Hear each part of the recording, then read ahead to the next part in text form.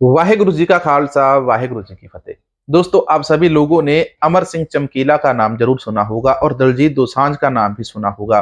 दलजीत दोसांझ ने अमर सिंह चमकीला के किरदार के ऊपर एक फिल्म बनाई। मैं ये आपको इस वीडियो के माध्यम से क्यों बताने वाला हूं कि यदि आप सत्य बोलते हैं तो आपको झूठे लोग मारते हैं। जब आप झूठ बोलना शुरू करते हैं तो आपको सच्चे लोग मारते हैं। तो ऐसा ही काम हुआ था अमर सिंह चमकीला के साथ। चमकीला ने कितने गंदे गाने गाए, कितने अश्लील गाने गाए, ये सभी को पता है। लेकिन अमर सिंह चमकीला ने कितने धार्मिक शब्द गाए, ये किसी को नहीं पता। अमर सिंह चमकीला कितनी बार गुरुद्वारे गया, ये किसी को नहीं पता। चमकीला को एक ऐसी गंदी नजर से देखा जाता था जो इस फिल्म के बाद अब उसकी जो किरदार कुशी की जाती थी उस व्यक्ति की, मतलब उसको थोड़ा सा इन्होंने जस्टिफाई किया है कि अगर वो ऐसा था तो वो ऐसा क्यों था। अब हम फिल्म के बारे में थोड़ी बाद में बात करते हैं। आज के समय के अंदर आप देखो कि आज के समय इंटरनेट के ऊपर, इंस्टाग्राम के ऊपर, फेसबुक के ऊपर, यूट्यूब के ऊपर, ट्विटर के ऊपर, स्नैपचैट के ऊपर डायरेक्टली पॉर्न तक बेचा जाता है। आज के समय के अंदर आपकी लड़कियां कपड़े उतार के आपके सामने नाच रही हैं, तो अमर सिंह चमकीला तो केवल अपने गानों के अंदर ही शब्द उपयोग कर रहा था। दोस्तों, अमर सिंह चमकीला ने जो गाया था वो एक तरीके से अच्छा नहीं था, लेकिन उसने वही गाया जो उसने देखा था। दूसरी तरफ अगर बात करें तो अमर सिंह चमकीला जब तक गंदे गाने गाता रहा तो उसको कहीं ना कहीं से मारने की धमकी मिलती रही। जैसे ही उसने ये गंदे गाने छोड़ दिए, इसके बाद उसने धार्मिक शब्द गाने शुरू कर दिए और वो धार्मिक बन गया। लेकिन जब वो किसी अखाड़े के अंदर जाता तो उसके साथ क्या होता, लोग उसको गंदे गाने के लिए कहते। लोग कहते कि चमकीला, हमें तेरे धार्मिक नहीं सुनने, हमें तो केवल तेरे गंदे गाने सुनने हैं। अब एक बात आपको इसके अंदर मैं और बताने वाला हूं कि चमकीला जब गंदे गाने गाता था, अश्लील गाने गाता था, तब भी वो मार्केट का सुपरस्टार था और मार्केट के अंदर सबसे ज्यादा एल्बम उसकी बिकती थी। लेकिन जैसे ही उसने धार्मिक शब्द गाने शुरू किए, लोगों को लगा कि ये फ्लॉप हो जाएगा। अब तो चमकीला, एल्विस ऑफ पंजाब, जो दुनिया भर में अपने गंदे और अश्लील गीतों के लिए जाना जाता है। और आपको तो बिल्कुल समझ नहीं आ रहा होगा क्यों। मैं बताता हूँ जी।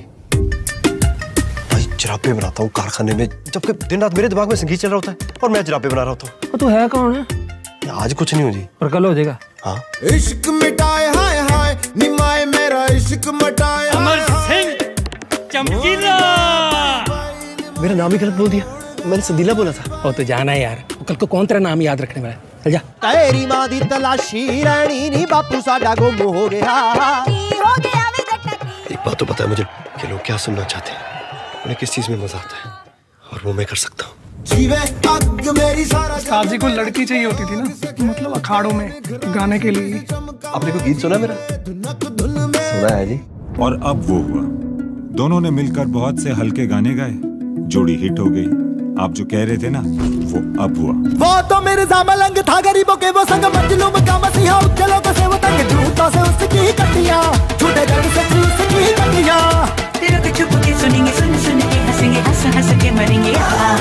सुन सारे चमकीला देसी और फिर रंगलीला पूछने में। इस ट्रेलर के अंदर आप एक चीज देख रहे होंगे, उसकी ना कैसेट बिकती हुई दिखाई जा रही थी कि अमर सिंह चमकीला एक ऐसा गायक था, जब वो अश्लील गाने गा रहा था तो उसकी जितनी भी कैसेटें थी, जो उसके तवे थे उस समय, कैसेट, ऑडियो कैसेट आती थी, तो वो सबसे ज्यादा बिकते थे। जैसे ही उसने धार्मिक शब्द गाने शुरू किए तो उसके जो धार्मिक कैसेट थी, उसने उसके अश्लील गानों की कैसेटों वाले भी रिकॉर्ड तोड़ दिए। उसकी धार्मिक कैसेट उससे भी ज्यादा बिकी और मार्केट के अंदर उस समय ना तो किसी की पंजाबी गानों की कोई एल्बम बिक रही थी और ना ही किसी की धार्मिक गानों की। हर जगह चमकीला छाया हुआ था। लेकिन जो 1984 का जो दौर था, उस दौर के अंदर पंजाब का सबसे ज्यादा नुकसान हुआ। और एक और बात, एक और खास बात, अब आप देखो कि लेजेंड सिद्धू मूसेवाला जिसे कहते हैं आप, वो लेजेंड भी अमर सिंह चमकीला की तरह था। जो मतलब बहुत ज्यादा कम समय के अंदर जिन जिन सिंगरों ने नाम कमाया है, उन सभी सिंगरों की मौत हुई है और वो भी गोली के द्वारा हुई है। उनको कोई ना कोई मार जाता है। बहुत सारे लोग ये कहते थे कि अमर सिंह चमकीला को उनके साथियों ने मरवाया, बहुत सारे लोग ये कहते थे उनको खाड़कू ने मारा, बहुत सारे लोग कहते हैं उनको भाऊ ने मारा, बहुत सारे लोग ये कहते हैं कि उनको बाकी सिंगरों ने मिलकर मरवाया, क्योंकि उनका काम नहीं चल रहा था। अब इसकी सच्चाई क्या है वो तो देखो कोई नहीं जानता, कौन आया था, किसने मारा, किस प्रकार मारा या किसने मरवाया, लेकिन मारने वाले तो वहां पर सिंह थे, उसको खाड़कू सिंह थे, क्योंकि उन्होंने उसको वार्न किया था कि चमकीला जी भाई आप गंदे गाने गाने छोड़ दो। अब इसके पीछे कहानी क्या है ये भी सुनो। जब अमर सिंह चमकीला गंदे गाने गाता था तो खाड़कू सिंहों के द्वारा पंजाब के अंदर अलग अलग जथेबंदियों के द्वारा उसको वार्न किया जाता था कि तू ये गंदे गाने गाने छोड़ दे। एक बार वार्न किया, 2 बार किया, 3 बार किया, उसने गुरुद्वारे जाकर माफी भी मांगी। उसके बाद उसने धार्मिक शब्द गाने शुरू कर दिए और उसने अश्लील गाने गाने छोड़ दिए। अब लोगों को लगा कि जो अमर सिंह चमकीला है इसकी जोड़ी पिट जाएगी, ये खत्म हो जाएगा मार्केट से, क्योंकि अब इसने गाने गाने छोड़ दिए हैं और ये धार्मिक शब्द गाएगा। लेकिन जैसे अमर सिंह चमकीला ने अपनी पहली धार्मिक एल्बम निकाली और उस एल्बम ने दुनिया के अंदर रिकॉर्ड तोड़ दिए, उसने रिकॉर्ड तोड़ कमाई भी की और उस कैसेट को ब्लैक के अंदर बेचा जा रहा था। चमकीला अच्छा गाना गाए वो भी सुपरहिट, चमकीला अश्लील गाना गाए वो भी सुपरहिट, चमकीला धार्मिक शब्द गाए वो भी सुपर डुपर हिट हो रहा था। तो ऐसे के अंदर अब मसला क्या हुआ कि चमकीला को पहले तो खाड़कू सिंहों के द्वारा वार्न किया गया, लेकिन ये फिल्म बड़ी अच्छी बनाई है, मैं इनका बहुत तहे दिल से फैन हो चुका हूं कि इन्होंने बहुत अच्छी फिल्म बना के लोगों के सामने जो सत्य है वो सामने दिखाया है। और इसके अंदर जो सफेद कपड़ों वाले हमारे सिख धर्म के अंदर बगले बैठे होते हैं उनके बारे में भी दिखाया गया है। विदेशों के अंदर किस प्रकार से चमकीले को बुलाकर उसको धमकी दी गई, ये कर दिया वो कर दिया जाएगा, तो उसके बाद उसको वो सही उन्होंने बहुत अच्छे तरीके से दिखाया है कि गुरुद्वारों के अंदर भी ना बहुत सारे हमारे आज सफेद कपड़ों वाले बगले महंत बैठे हुए हैं, उनके बारे में भी बहुत अच्छे से क्लियरली दिखाया। इसीलिए मैंने ये वीडियो बनाया था। आपको इसकी सच्चाई बताता हूं कि चमकीला जब धार्मिक गाने गाने लगा तो उसको पुलिस के द्वारा और दूसरे लोगों के द्वारा प्रेशर दिया जा रहा था कि तू खाड़कुओं के साथ मिल चुका है, तू सिखों के साथ मिल चुका है, तू इन आतंकवादियों के लिए गाने क्यों गा रहा है। यही शब्द एग्जैक्टली फिल्म के अंदर उपयोग किए गए हैं कि चमकीला को पुलिस के द्वारा कहा गया कि तू इन आतंकवादियों के लिए गाने क्यों गा रहा है, तू इन आतंकवादियों के लिए शब्द क्यों बना रहा है, तू इनके लिए धार्मिक गीत क्यों गाता है चमकीला, तू इनके लिए धार्मिक गीत गाना बंद कर दे वरना तुझे गोली मार दी जाएगी।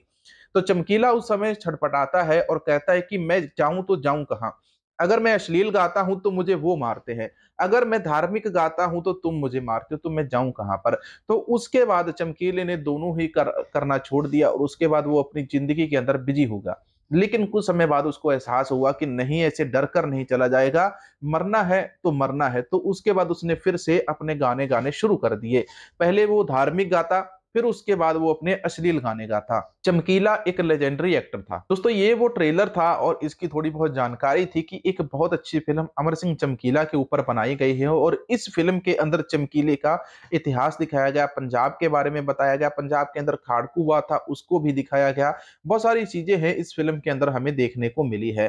तो दोस्तों मिलेंगे ऐसी है किसी और नए वीडियो के साथ। यदि आपको लगता है किसी और चीज के ऊपर हमें बात करनी चाहिए, किसी चीज के ऊपर वीडियो बनाना चाहिए, तो आप कमेंट सेक्शन के अंदर कमेंट करके जरूर बताना। नमस्कार। वाहेगुरु जी का खालसा, वाहेगुरु जी की फतेह।